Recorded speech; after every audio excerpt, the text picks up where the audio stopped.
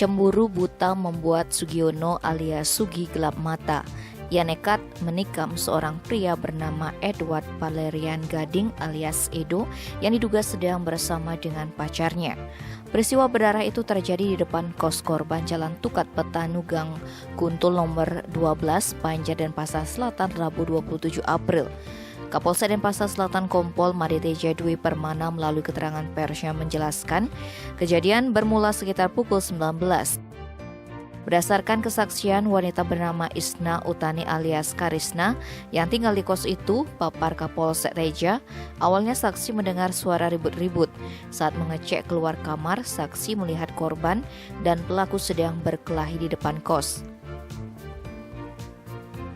Isunya sebelum ini mereka sudah saling tantang lewat telepon. Apesnya, Sugi tampak memegang senjata berupa pisau sangkur lalu digunakan untuk menikam Edo berulang kali di punggung, perut hingga lengan. Melihat korban tumbang bersimbah darah, saksi Karisna sontak berteriak minta tolong.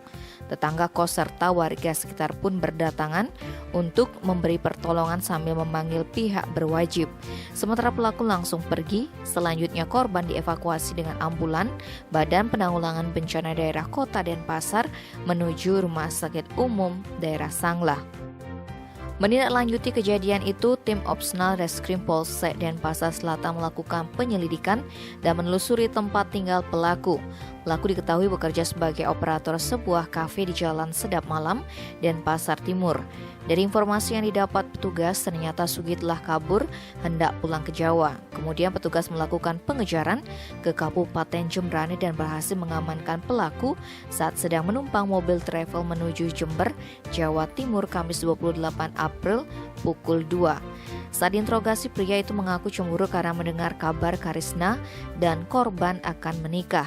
Dari informasi yang beredar, Karisna dan pelaku sudah pacaran sejak 7 tahun dan selama ini tinggal bersama. Kabar mereka telah menikah sirih lantaran diduga pacarnya direbut Edo, membuat Sugi cemburu lalu berbuat nekat. Tim Bali Express melaporkan.